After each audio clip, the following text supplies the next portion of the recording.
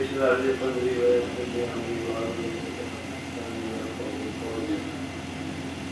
الحمد لله رب العالمين والصلاة والسلام على سيد الأنبياء والمرسلين سيدنا ونبينا وشفيع ذنوبنا ومولانا عبد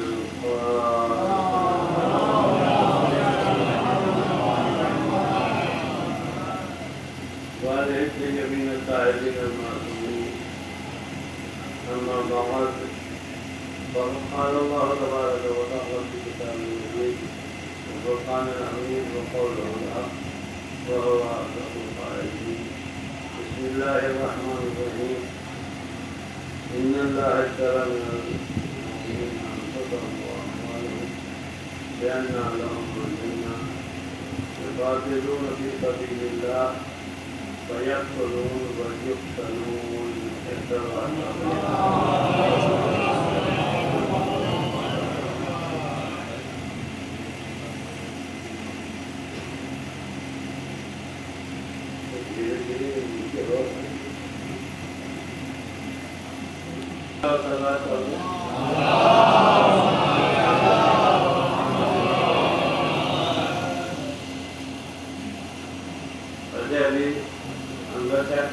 رہا ہے. چاہتے آدمی اندر آ سکتے تھے باہر اور ابھی میں نے بادشاہ بھائی سے کہا کہ تو پہلے کے اندر تو ابھی بیٹھنے کی طاقت ہے لیکن کیونکہ منزلیں اتنی لمبی ہونے لگی ہیں کہ ابھی دیر سے نہیں بیٹھا جا سکتا. اور میں اس لیے میں کہہ رہا ہوں مجھے معلوم ہے 40 منٹ سے زیادہ یہاں نہیں بیٹھنا ہے. ابھی مجھے جگہ مل جائے گی کرسی کو بیٹھنا ایسا بات ہوا.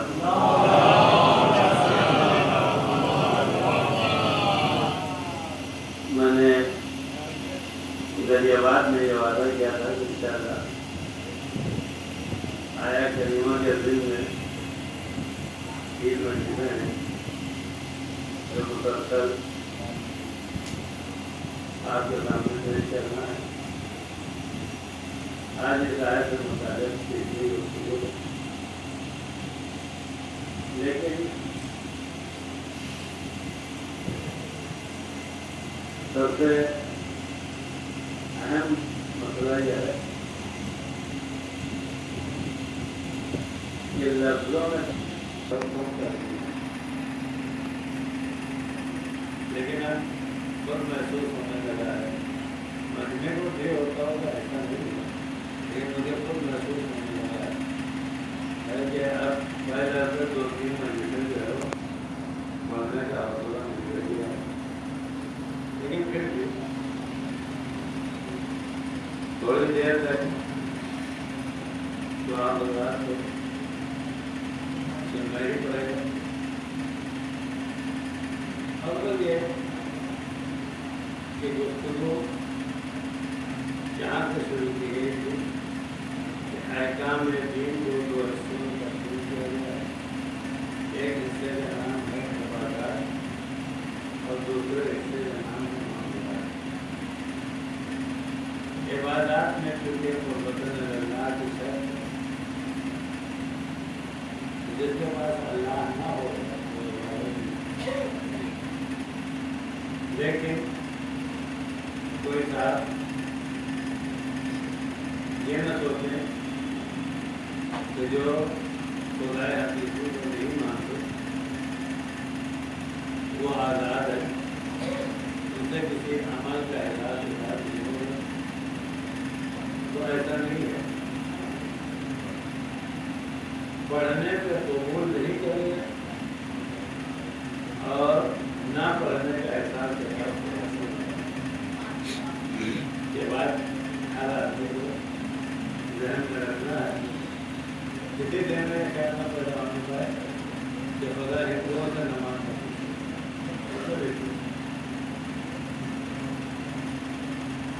اب یہ ساری باتیں اس کے آواشیات میں سے لیکن کسی کو سمجھ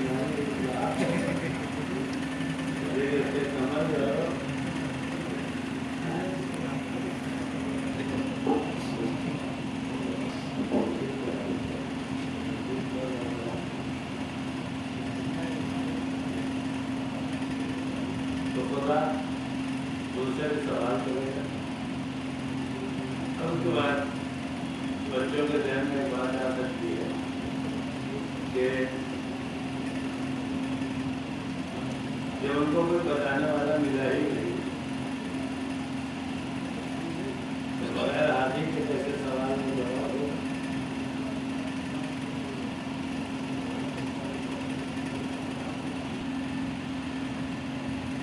ہر انسان کے پاس ایک حاضر رکھتا ہے اور انسانیت کا مخلوق خدا میں امتیاز بھی ہے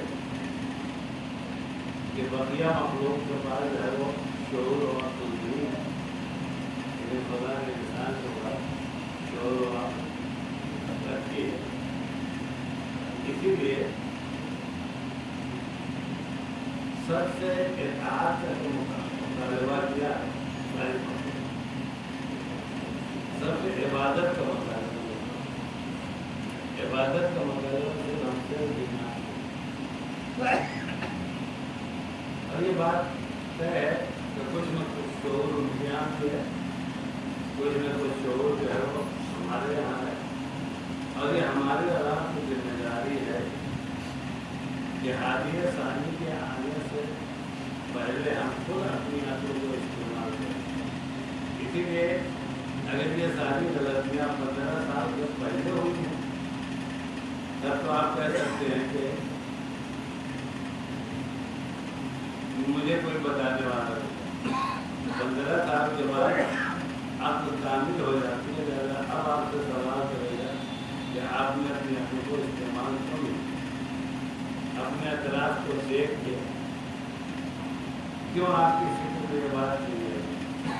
اور یہ بہتر سوال ہے کہ آپ یہ کہیں کہ ارے کیسے آتی جو جانتا ہے اسی کی. بہت سے لوگ ایسے ہیں کہ جو کہیں گوشے کنہائی میں ہیں اور انہوں نے بھی جب اپنی عقل کو استعمال کیا. اسی لیے کہا گیا کہ پڑھو، اور پڑھنے کے لیے یہ تھوڑی کہا گیا کہ مذہب کو اسی کی کتاب دوسری بھی پڑھ سکتے ہیں. لہٰذا کسی کے پاس یہ عذر نہیں ہے کہ ہمارے پاس حاضر نہیں ہے. اور اگر کوئی ایسا مل جائے کہ حاضر نہیں آیا تو اس کا بھی راستہ نہیں ڈر کے مجلس میں بڑھ جائے گا. تو وہ بھی یہ نہیں کہہ سکتے کہ ہم کو حاضر نہیں ہے. اللہ کہے کہ کیا جاننا. تو کچھ لوگ جاننے لگیں گے تو اس طرح کہہ گے تو جنت میں بھیج دو. کچھ لوگ اپنے رکے رہیں گے لیکن سب کو جہنم میں ڈال دو. اب پھر فریاد رہیں گے خدا یہ کون سا انصاف ہے کیا جب تم ہمارے سامنے ڈائریکٹ ہمارا حکم نہیں مان رہے ہو تو اگر ہم حاضر کے ذریعے حکم دیتے تو کیسے مان؟ خدا کے پاس کرو آپ مسئلے کام ہوتے ہیں. تو عبادات کے لیے مسلمان ہونا ضروری ہے، معاملات کے لیے مسلمان ہونا ضروری ہے. لیکن معاملات میں جب میں نے پوری تفصیل بتائی کہ آج اس کے دہرانے کی ضرورت نہیں ہے. معاملات میں شادی ایک ایسا معاملہ ہے لیکن بقیہ جتنے معاملات ہیں، زمین خریدنا ہے، کسی کا مکان بنانا ہے، جو ہے کچھ بھی کرنا ہے، اس میں ضروری نہیں ہے کہ سامنے والا مسلمان. مطلب اگر آپ کو کسی کے مکان بنانے کے لیے اور ٹھیکہ لینا ہے تو آپس میں معاہدہ لیجیے، تو چاہے جس مذہب کو آپ بنائیے، اپنا پیسہ دیجیے. لیکن اگر شادی والا جو معاملہ کرنا تو اسلام میں اپنے شرط، اور اس کی شرط جو ہے بہت ہی تھوڑا سا مضبوط والی ہے. وہ شرطیں جانتے ہیں، وہ شرطیں پہلی شرط یہ ہے کہ تم وحدہ لا شریک کو مانتے ہو. اگر سامنے والے کو دیکھو تمہاری جیسی توحید اس کے یہاں پائی جاتی ہے. اگر تمہاری جیسی توحید ہے تو ٹھیک ہے، لیکن اگر توحید نہیں ہے اس کے بعد تمہاری جیسی تو کچھ بھی کر ڈالے. اب یہ والا معاملہ نہیں کیا. اسی لیے صاف لفظوں میں کہا ہے نہ کافر مرد سے مسلمان عورت کی شادی ہو سکتی ہے، نہ مسلمان کافر عورت سے مسلمان مرد کی ہو سکتی ہے. اس لیے کہ ان دونوں کا رشتہ جو ہے اختلاف توحید کی بنیاد پر قائم بھی ہے۔ اس کے بعد پھر مسئلہ آتا ہے رسالت کا۔ یہ دیکھنا پڑے گا کہ اس کی رسالت تمہاری جیسی ہے یا سرکار کا مجاز نے بہت اچھی بات کی ہے، یہودیوں کی توحید بھی آپ ہی جیسی ہے۔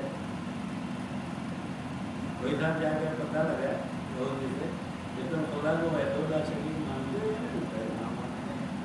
عیسائیوں کی توحید بھی جو ہے وہ ہماری جیسی ہے، لیکن ان کی رسالت ہماری جیسی ہے۔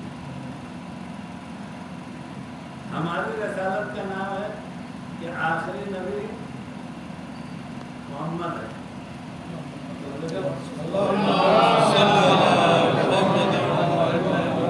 ان کی رسالت کا نام ہے کہ آخری نبی عیسیٰ ہے، ان کی رسالت کا نام ہے کہ آخری نبی موسیٰ ہے۔ لہذا ان سے بھی رشتہ نہیں ہو سکتا، پیغمبر نہیں ہو سکتا۔ سرکار نامہ والے نے فرمایا کہ لیکن ایک کام ہو سکتا ہے، کیونکہ یہ دونوں نبی ایسے ہیں جن کی نبوت وقتی ہے نا، لیکن نبوت اور نبی تو فرق ہے۔ موسیٰ آج بھی نبی ہے لیکن نبوت نہیں ہے، عیسیٰ آج بھی نبی ہے لیکن عیسیٰ کی نبوت نہیں ہے۔ اسی لیے میں نے یہ نہیں کہا کہ یہ نبی نہیں، کیونکہ ان کی نبوت وقتی ہے۔ لہذا اگر آپ کو رشتہ کرنا ہے تو دین نے اسی لیے دو طرح کے رشتے بتائے، دائمی رشتہ اور وقتی رشتہ۔ وقتی رشتہ کر سکتے ہو، دائمی رشتہ نہیں کر سکتے، اس لیے کہ وقتی نبوت والے سے موقتی رشتہ ہو سکتا ہے، دائمی نہیں ہو سکتا۔ ابھی اس کا پورا ایک ہے کہ کیوں ایسا ہے، وہ ایک الگ مسئلہ ہے۔ اس کے بعد اب پھر تیسرا مسئلہ شروع ہوتا ہے جس کا نام ہے امامت۔ اب یہ دیکھنا پڑے گا کہ امامت اس کی آپ جیسی ہے یا نہیں۔ تو اب وہ بعض ایسے حالات پیدا ہو جاتے ہیں کہ ان حالات میں مجبوریاں دامنگیر ہو جائیں۔ انشاءاللہ بھی ذکر آئے گا تو آپ کو ایسے حالات بھی بتا دوں گا۔ اب اس کی دو شکل ہے امامت۔ دیکھیے کہ اس کی امامت ہماری جیسی ہے یا نہیں۔ اس لیے کہ توحید اور رسالت کے بعد یہ مسلمان ہو گیا، اب خطرہ کس بات پہ ہے؟ ایمان میں ابھی خطرہ ہے۔ لہذا اگر ایمان میں خطرہ ہے تو وہ کام کیا جا سکتا ہے جس میں جو ہے ایمان مجروح نہ ہو، لیکن وہ کام نہیں کرنا چاہیے جس میں ایمان مجروح ہو۔ اسی لیے بعض جگہ بھی ہے کہ جو آپ جیسی امامت نہیں رکھتے ان کی بیٹی لی جا سکتی ہے، اپنی بیٹی نہیں۔ جانتے ہیں کیوں؟ اس لیے کہ جب آپ کی بیٹی وہاں جائے گی تو ان کے ماحول میں رہ کے کہیں اپنا ایمان کو نہ دے، اس لیے آپ سے کہا کہ نہیں آپ وہاں نہ بھیجیے، اور ادھر ان کی والی لے آئیں گے تو پھر تمہارا مومن ہونے کا فائدہ کیا ہے کہ اگر اسے اپنے جیسا نہ بنا۔ اور آپ پوچھیں گے کہ یہ آپ کیسے کریں؟ اگر آپ نے صلح حدیبیہ پڑھا ہے اور شرائط صلح حدیبیہ پڑھا تو اس میں جب تک توحید کی شرط تھی، رسالت کی شرط تھی، وہ سب آپ جانتے ہیں۔ ایک شرط جو ہے وہ سیاسی شرط ہے۔ وہ سیاسی شرط یہ تھی کہ اگر تمہارا آدمی ہمارے یہاں آ کے پکڑا گیا تو ہم چھوڑ دیں گے، ہمارا آدمی اگر تمہارے یہاں جا کے پکڑا گیا تو تم نہ چھوڑ۔ لیکن یہ مسئلہ سیاسی ایسا مسئلہ تھا، یہی وہ جگہ ہے کہ آپ بڑے بڑے مشکوک ہو گئے۔ یہ جو محمد کے پروانے تھے جو ادھر ادھر آج تک لگے ہوئے ہیں، یہ اسی موضوع کے اوپر مشکوک ہوئے۔ یہ کون سی شرط ہے کہ آپ اپنے آدمی کو جو ہے وہ ادھر جائیں گے تو چھوڑائیں گے نہیں، اور ان کا آدمی گھر آ جائے گا تو آپ چھوڑ دیں گے؟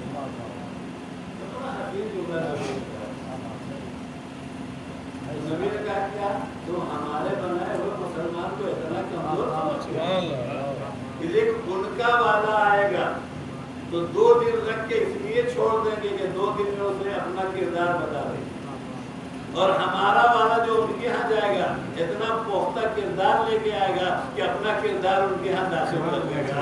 اب سمجھ میں آیا کہ نبی کی اس سیاسی شرط کا فائدہ یہ تھا کہ تمہارے والے کو دے دیں گے تاکہ یہاں سے دین لے جائے، اپنے والے کو چھوڑے رکھیں گے تاکہ وہاں دین پھیلا جائے۔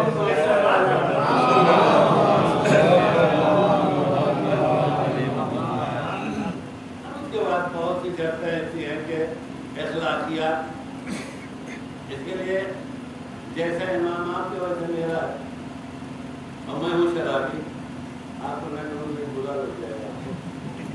اب آپ کو اپنی بیٹی ہمیں دینے میں سوچنا چاہیے، اس لیے کہ حدیث ہے من تزوج شارب الخمر فقد قطع رحمہ، جس نے شرابی کو اپنی بیٹی دے دی اس نے اپنی نسل کو۔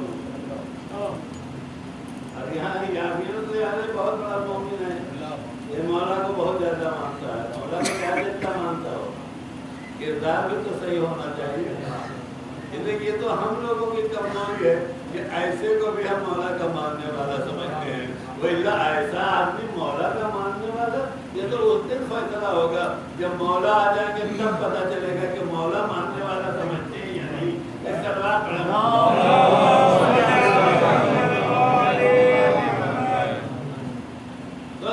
میں نے کہا تھا کہ پروردگار عالم نے اس آیت میں جب خود مومنین سے معاملہ کیا،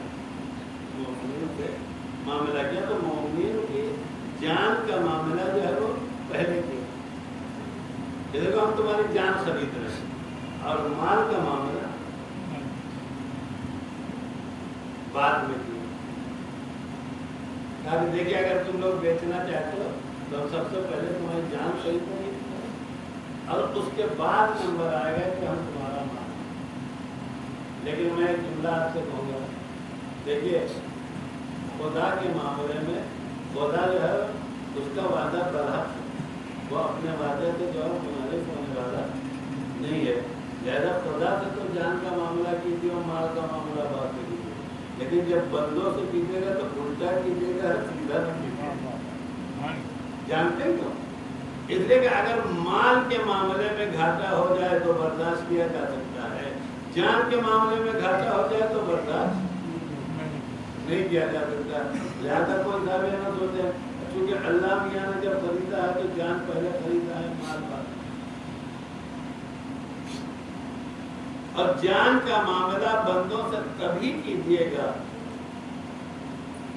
جب مال کا معاملہ کر کے اتنا اعتبار پیدا ہو جائے، اتنا اعتبار پیدا ہو جائے کہ اب جانی معاملے میں گھاٹے کے امکانات جو ہے ختم ہو جائے۔ اب آپ پوچھیں گے یہ والا معاملہ ہوگا کیسے؟ آپ اگر تاریخ پڑھیں تو آپ کو تاریخ میں ملے گا کہ پروردگار عالم نے دنیا مال میں 2 ہی افراد ایسے پیدا کیے، بقیہ اس کے بعد چاہے جتنے بڑے بڑے مالدار پیدا ہو جائیں، یہاں تک کہا جاتا ہے کہ یہودیوں میں ایک آدھ یہودی ایسے ہیں کہ وہ پوری دنیا خریدتے ہیں، اتنا مال، لیکن پوری دنیا خریدنے والا مالدار بھی اتنا بڑا مالدار نہیں ہے کہ اس کا مال گنا نہ جائے۔ بھائی ہر سال آتا ہے کہ اس سال جو ہے وہ امبانی کا اتنے 1000 کروڑ کا فائدہ ہوا، اس کا مطلب گن لیا گیا تبھی تو فائدہ ہوا۔ دو مال کے چاہے جتنے بڑے بڑے مالدار گزرے ہوں، سارے مالدار کی ایک کمزوری ہے کہ ان کا مال کسی حد پہ جا کے جو رک جاتا ہے، اور جب رک جاتا ہے اگر نہ رکتا تو کبھی گنا نہیں جا سکتا تھا، اور اگر گن گیا تو اس کا مطلب یہ ہے کہ ایک اس کی حد معین ہے۔ تاریخ ہے انسانیت میں 2 ہی مالدار ایسے ہیں جن کا مال گننے سے زیادہ تھا، لہذا خزانے کی کنجیاں گنی جاتی، خزانے کی کنجیاں گنی جاتی تھی۔ ایک مالدار جو ہے وہ قارون تھا، جہاں جا کے پوچھئے تاریخ پڑھ کے دیکھیے، کوئی نہ بتا پایا کہ قارون کے پاس کتنا مال تھا۔ جب بھی پوچھا گیا تو کہتے قارون کے खजाने की कुंजियां ऊँटों पे चलती थी, यानी गिनने के लायक कुंजियां थी, गिनने के लायक माल नहीं था। तो मर्दों में कारून है जो इतना बड़ा मालदार, और औरतों में जनाब खदीजा है जो इतनी बड़ी मालदार कि कोई गिन नहीं पाया। हाथ यह है कि जनाब खदीजा के जो अल्काब हैं उसमें से जनाब खदीजा को मलिकतुल अरब कहा। यहाँ अरब में जितने पैसे वाले थे उन सब की मालिका। जनाब खदीजा की जो इब्तिदाई तिजारत कैसे थी उसकी तफसीर तो नहीं मिलती, लेकिन अगर आप तारीख पढ़ेंगे तो आपको मिलेगा कि जब हमारा नबी पैदा हुआ था एक आमोफेज में, तो पैदा होने के पहले ही जनाब अब्दुल्ला का यानी नबी के वालिद का जो इंतकाल हो गया। बहुत ही कमजोर और ज़ईफ़ रवायत है कि नहीं पैदा होने के एक साल बाद, लेकिन जो मशहूर तरीन रवायत है वो यही है कि नबी शेखर में मांडल ही में थे तभी उनके वालिद का इंतकाल हो गया। तो अब जब वालिद का इंतकाल हो गया तो बगैर बाप के बेटे का एक जिम्मेदार चाहिए, एक जिम्मेदार चाहिए। तो वो जिम्मेदारी जो है वो जनाब अबू तालिब की, यानी परवरिश। इसीलिए हदीस मिलती है